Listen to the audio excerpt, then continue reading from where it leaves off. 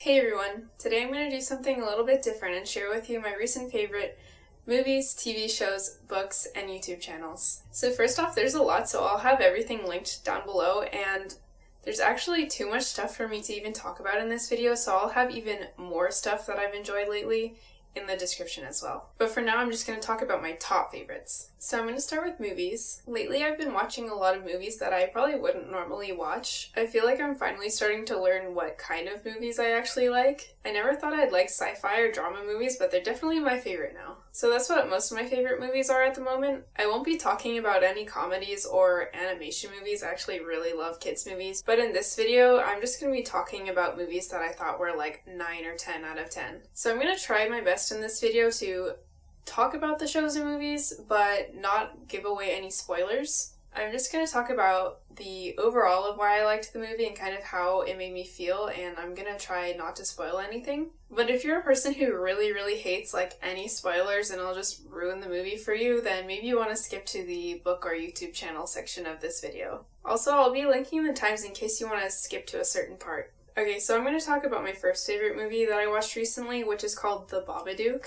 I watched this movie with friends and they actually ended up making fun of me for liking it, but the fact of the matter is a lot of people aren't going to understand this movie. So this movie starts off kind of like a typical horror movie, and it's actually like quite creepy and really suspenseful. You kind of expect something scary to happen, but that's not really what happens. Actually, in the beginning it's quite painful to watch almost because of one of the characters. It's almost so annoying that it just kind of like stresses you out, like it almost hurts. One of the things that really stood out to me in this movie was the subtle details. I really thought the music and the editing and the lighting and just general other things like the costumes and stuff were really on point. So you start out watching this movie thinking it's going to be like really scary, but it actually ends up being kind of like really sad and heartbreaking. Personally, I related to it a lot because it's actually about like loss and mourning.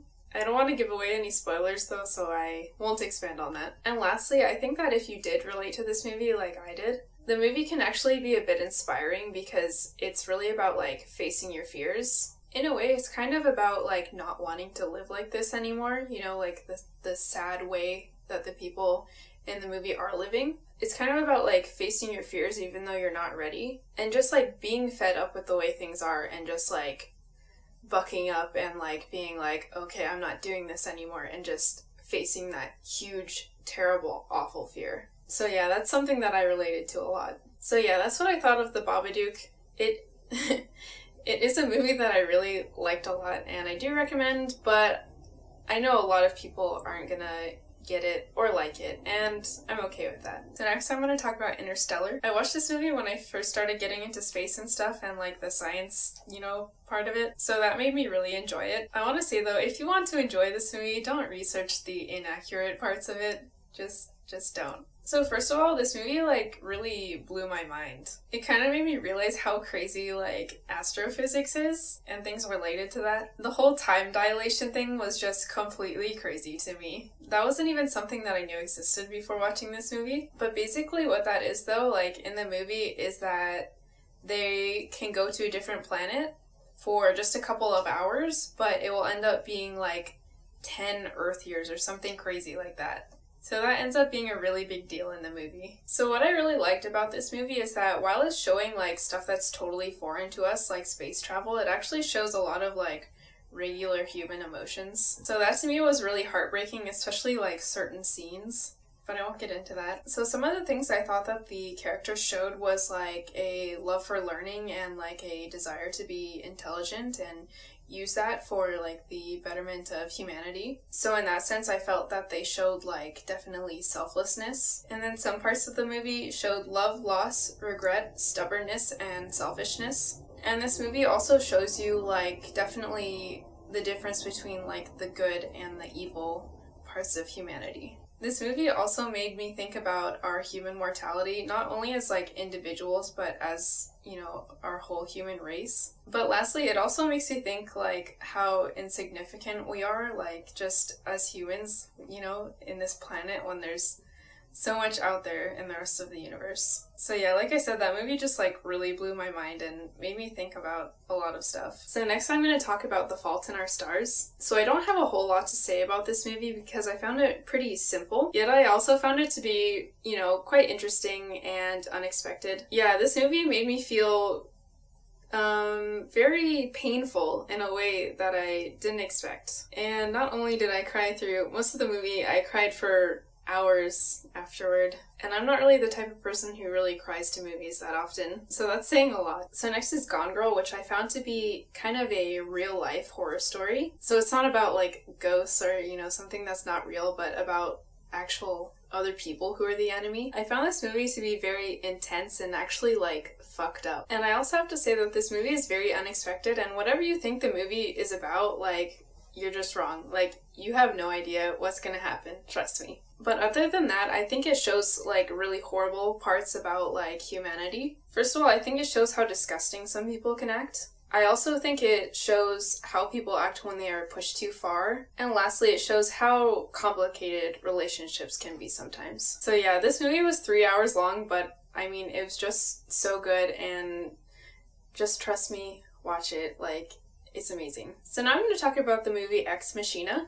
So first of all, if you happen to either not see the movie poster or watch a trailer, which don't do it, then you're probably not going to even know what this movie's about, and I'm not going to say what it's about either, really. So yeah, that was a big thing for me, was watching it. During the first part, I actually had no idea what was going to happen. I didn't really know what was going on, and they don't tell you.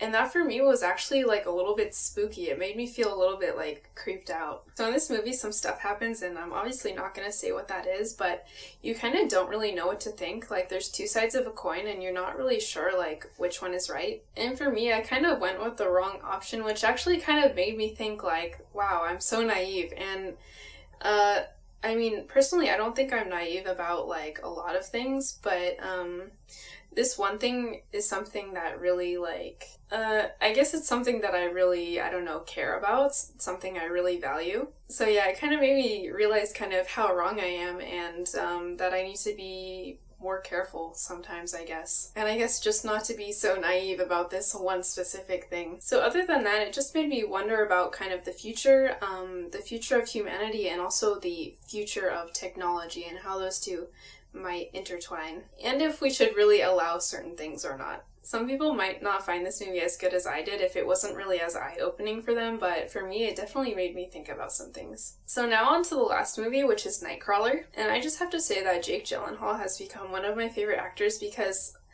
I don't know, I just love the characters that he plays, and all the movies he is in are just like kind of artistic in a way. So yeah, definitely recently he's become one of my favorite actors, and I just love watching all of his movies. So that's something that I recommend if you're into this type of movie. So what I have to say about this movie is that it was extremely creepy, extremely fucked up, and made me really uncomfortable to watch, which is weird because I love the movie a lot. So to me, personally, I think that this movie was kind of a cautionary tale. It kind of makes you scared to think about that there's actually people like this in real life. And I don't really know if this was like in the film or if it was just something I interpreted, but personally I think it kind of showed like to not ignore certain red flags about people's behavior. And yeah, I pretty much just, wish you luck to not run into any person like this in real life. So yeah, that movie was amazing to me, and I definitely recommend it. So that was it for movies. So now I'm going to talk about my favorite recent TV shows. And there's only 3. So first is Cosmos, a Spacetime Odyssey, and that's with Neil deGrasse Tyson, who's an astrophysicist. Basically, this show is about a lot of different science that relates